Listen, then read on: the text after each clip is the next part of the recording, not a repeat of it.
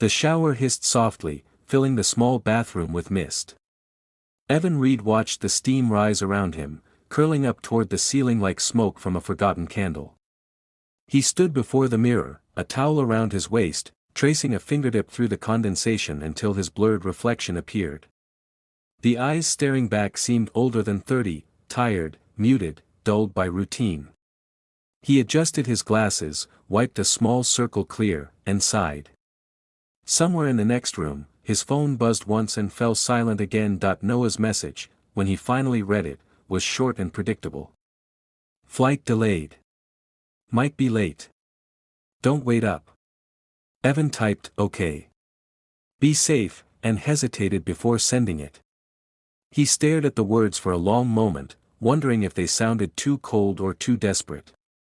In the end, he deleted the sentence, put the phone face down, and walked to the kitchen. The apartment was neat in the way that only loneliness could maintain, counters wiped spotless, dishes stacked perfectly, nothing out of place.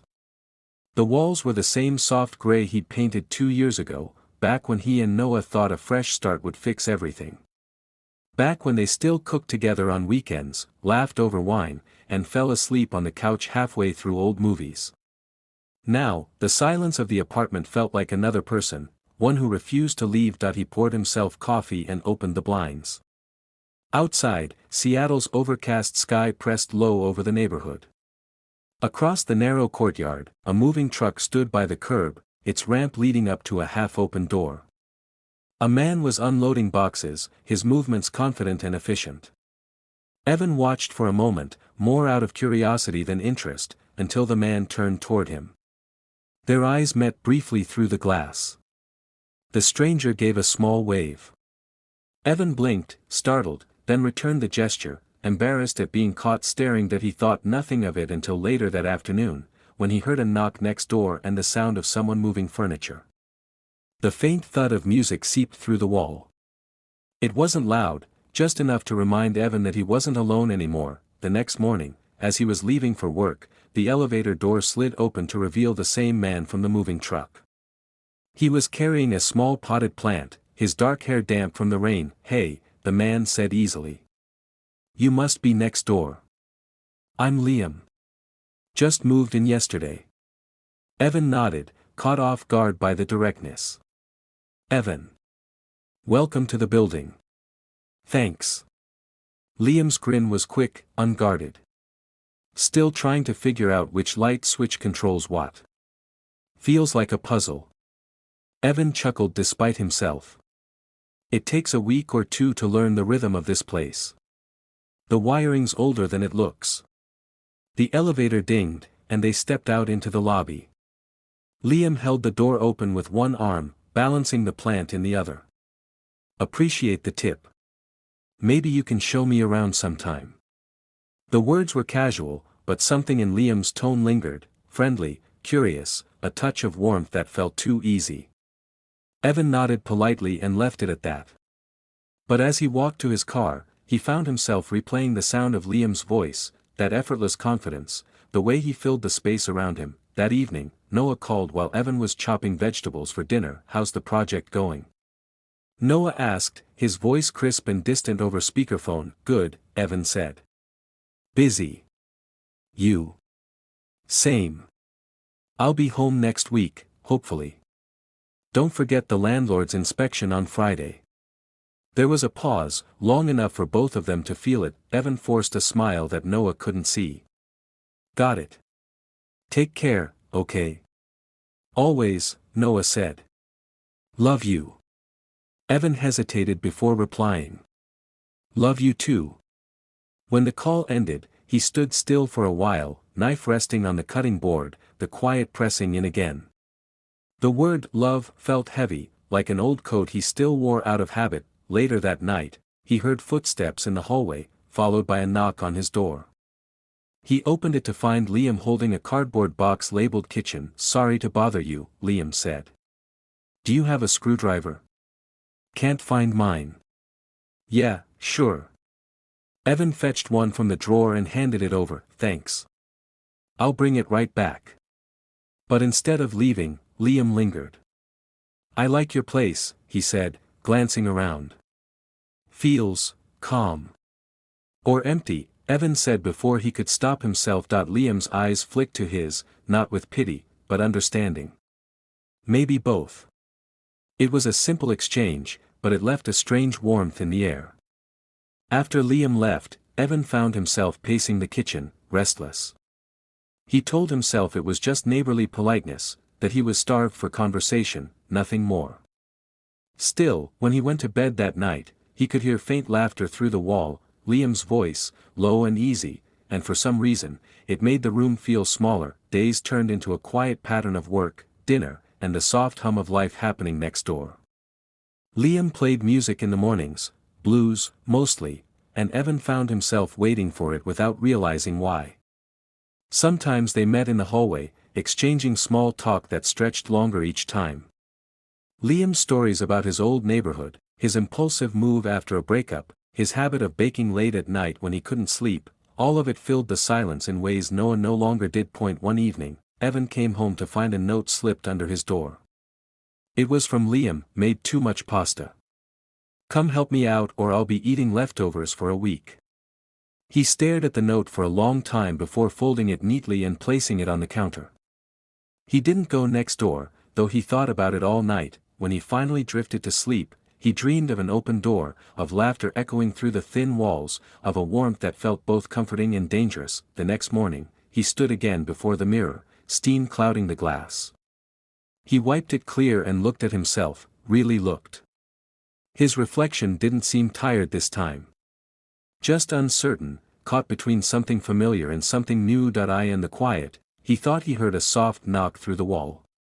Or maybe it was only the pipes, sighing with the morning heat. Either way, he didn't move. He just stood there, listening, as the sound faded into silence, and for the first time in months, that silence didn't feel entirely empty. Saturday arrived quietly, the kind of gray Seattle morning that blurred the line between night and day. Rain tapped at the window in a slow rhythm, steady and hypnotic. Evan moved through the apartment barefoot, gathering laundry, a mug of coffee balanced in one hand. He liked mornings like this, soft, predictable, wordless. They made the world feel smaller, easier to control. Noah had texted early, another update about meetings and airports, another reminder that he wouldn't be home tonight either. Evan didn't bother replying. He placed the phone face down on the counter and turned up the music instead, a soft jazz station, the kind that filled the silence without demanding attention. Down the hall, the bathroom light spilled through the cracked door. Steam drifted out as Evan turned the water on, letting it warm while he sorted through the laundry basket. His thoughts were quiet, half-formed: plans for work, the grocery list, the faint memory of Liam's note from days ago still folded neatly on the counter. He hadn't responded. He told himself it didn't matter. He stepped into the shower. The water hit his shoulders, hot enough to sting at first. It felt grounding, almost meditative. He closed his eyes, letting the sound drown out everything else, the music, the distant hum of traffic, even his own thoughts. Outside the bathroom, the front door clicked. Liam stood in the hallway, holding the small wrench he'd borrowed earlier in the week. He hesitated before knocking. When there was no answer, he called out, "Evan." The music played on, muffled by the walls. Rain pattered against the windows. He waited another few seconds, then tried the handle.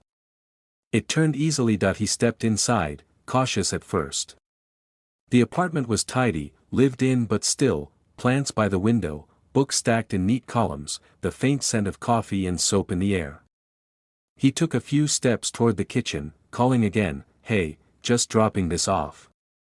Still no reply. From the hallway came the faint sound of running water. The bathroom door was half open, steam curling into the corridor like smoke. Liam froze. He should have left the wrench on the counter and gone, but something, curiosity, maybe guilt, made him call one last time, louder this time. "Evan." The reply came not in words, but in movement. The shower door slid open a fraction, and Evan turned, startled. Their eyes met through the steam. For a heartbeat, neither moved. The sound of water filled the space between them, too loud, too intimate. Liam's face flushed with realization. Oh, God, I'm sorry. I knocked, I didn't. Evan stepped back, half hidden behind the fogged glass, voice tight. What are you doing here? I just came to return the wrench, Liam stammered. You didn't answer, so I thought. He stopped himself. I'm sorry, really. For a moment, the air thickened, not with anger, but something else neither could name. Evan's pulse thudded in his ears. He should have told Liam to get out, but instead, he froze, his thoughts scrambled by the strangeness of the moment. Liam turned away quickly, retreating toward the hall. I'll go. Sorry again. The door closed behind him, leaving Evan alone with the hiss of the water. He stood motionless. The moment replayed in his mind, the look on Liam's face, not shock so much as surprise laced with something softer, something unguarded. He shut off the water and leaned against the wall, the tiles cool against his back. His heartbeat wouldn't slow. Later, dressed and dry, he found the wrench on the counter. Next to it lay a small note, written in quick, slanted handwriting. Didn't mean to walk in. Coffee sometime, if you're not too mad. Levon read it twice before setting it aside. His hands trembled faintly, though he didn't know why. He spent the rest of the afternoon cleaning things that weren't dirty, folding towels, reorganizing drawers, moving books from one shelf to another, trying to chase away the thought of that look in Liam's eyes. By evening, the apartment was spotless again, but Evan's thoughts were anything but clear. He sat at the kitchen table, scrolling through his phone, pausing on Liam's number in the building directory. His thumb hovered over the screen, hesitating. He should delete it. He didn't. Around 8, his phone buzzed.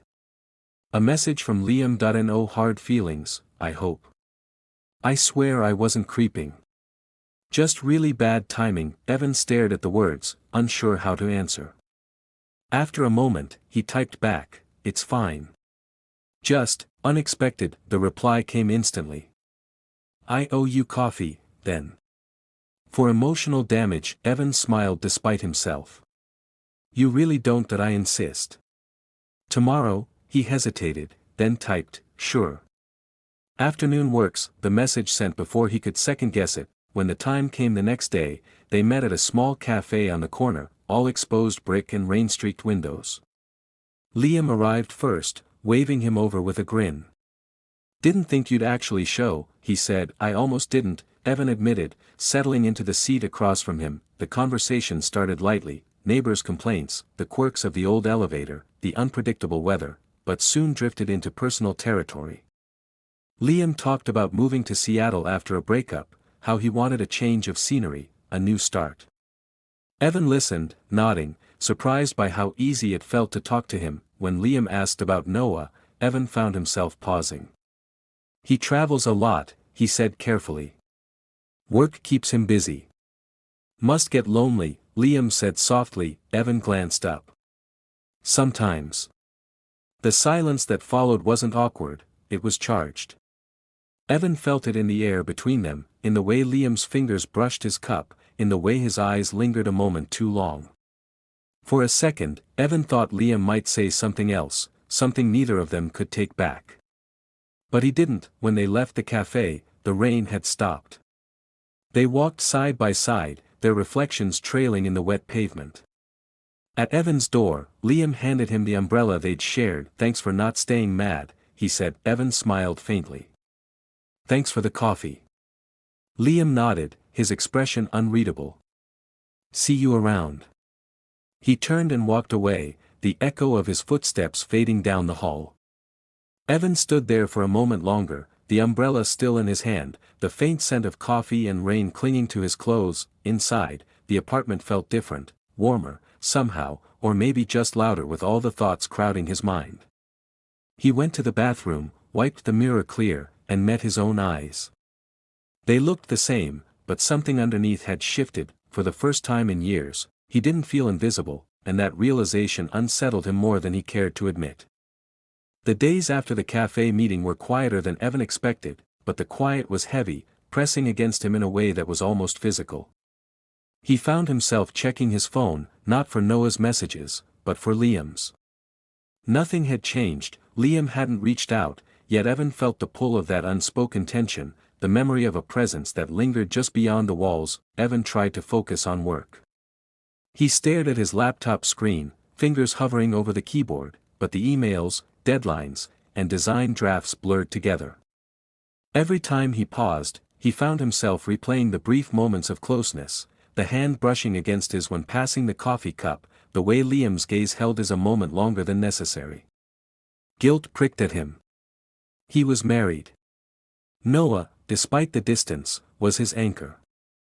Yet Evan couldn't deny the stir of longing that had settled deep in his chest. The apartment felt suffocating, each wall pressing inward as if aware of his thoughts. When Noah called, Evan's voice was careful, neutral. "Everything fine?" Noah asked, cheerfully oblivious to the storm brewing on Evan's side of the line. "Yes. Just busy with work," Evan replied, forcing a flatness into his tone that wasn't there a week ago. "Don't forget to water the plants," Noah added casually. "I'll be home in 2 days." Evan hung up, his heart sinking slightly. 2 days. That was enough time for reflection, but also for tension to fester. He looked out the window, across the courtyard where Liam's apartment now sat still, quiet. He wondered if Liam thought about that day in the bathroom as much as he did, though he feared the answer. On the second day, Liam left a small envelope under Evan's door. Curious, Evan picked it up and opened it. Inside was a single folded note: "I hope you're not avoiding me. Coffee wasn't enough, I want to make sure you're okay." Evan's fingers trembled as he read and reread it. He didn't want to respond, but he couldn't bring himself to ignore it. His thumb hovered over the phone screen, debating a reply, until he finally typed, "I'm fine. Thanks for checking." No reply came, but Evan didn't mind. The act of acknowledging Liam's message was enough, though it left a strange ache in his chest that he couldn't name. When Noah returned home that evening, Evan noticed the difference immediately. Noah carried the familiar weight of work and travel in his posture, his eyes tired but alert. Evan welcomed him, hugged him briefly, but the gesture felt mechanical, a routine, a placeholder for connection that had dulled with distance. Dinner was quiet. Noah spoke of his trips, clients, meetings, logistics, while Evan listened and offered minimal responses. He wanted to tell Noah everything, not the note, not the glance, not the feelings, but he couldn't. Partly out of loyalty, partly out of shame, and partly because he feared that speaking would make it all real. Later, Evan found himself back in the bathroom, standing in front of the mirror, the same mirror that had reflected his uncertainty days ago. He studied his own eyes. They were alert, questioning, almost accusing. He thought of Liam's warmth, the ease of his laugh, and the unspoken intensity that had passed between them. He thought of Noah, of shared years, of love that had turned quiet but remained steady. And he realized how fragile it all was, how thin the line between loyalty and desire could be. The next morning, Evan received a text from Liam: "I won't bother you again if you don't want me to. But I'd like one more coffee." No pressure. Evan stared at it. His heart pounded, a mix of excitement and fear. He typed back after a long pause, "Okay. Tomorrow afternoon." They met again in the same cafe, the space smelling of fresh bread and rain-dampened air. Liam arrived first, smiling that easy, unguarded smile. They talked, tentatively at first, skirting around the edges of what had happened, the moment of intrusion that neither mentioned explicitly. But beneath the words, the tension lingered, silent yet palpable. Evan found himself laughing more freely than he had in weeks. Liam's presence had a way of drawing him out, of making the mundane feel vibrant again. They spoke of music, old films, half-remembered dreams, the trivialities of life that somehow mattered more when shared. Evan realized, with a mix of guilt and awe, that Liam made him feel alive in ways Noah had forgotten to nurture. When they parted, standing in the drizzle outside the cafe, Liam looked at him for a long moment. "You know," he said quietly, "we don't have to rush anything. Just, be honest with yourself." Evan nodded, uncertain whether he could be. He took the umbrella Liam offered, feeling its weight heavier than usual. "I'll think about it," he said, voice low. Back in the apartment, Evan placed the umbrella by the door and moved to the bathroom. He wiped the fog from the mirror, meeting his own gaze. He thought of Noah, of commitment and promises, of comfort and familiarity. And he thought of Liam, of curiosity and warmth, of something dangerous and thrilling all at once that he realized he was standing on a precipice, looking down into a place that could change everything, yet unable to move. His reflection stared back, patient and accusatory, holding a truth he could not deny. Evan sat on the edge of the bathtub, letting the silence of the apartment settle around him. The city hummed faintly beyond the windows, indifferent to the turmoil inside. He thought about choices and consequences, about loyalty and desire, about the thin thread that separated them and how easily it could fray. That he closed his eyes and let out a long breath. The bathroom, once a place of routine and solitude, now felt like a confessional, a witness to a shift in his life that had begun with a single intrusion, and in that quiet, Evan understood something essential. He could not erase what had happened, nor could he predict what came next. All he could do was sit with it, with the ache and the longing and the moral tension that gnawed at him, knowing that life would move forward whether he was ready or not. The soft hum of the city outside and the distant echo of a knock that never came filled the space around him, and for the first time in weeks, Evan felt the weight of his own desire, heavy and undeniable. He turned off the bathroom light, leaving the room in shadow, and walked to the living area. The quiet wasn't empty anymore, it was waiting. Waiting for choices he would have to make, feelings he would have to confront, and a life that would not pause for hesitation. And somewhere, deep in the back of his mind, he knew that once the thread was pulled, nothing would ever be quite the same.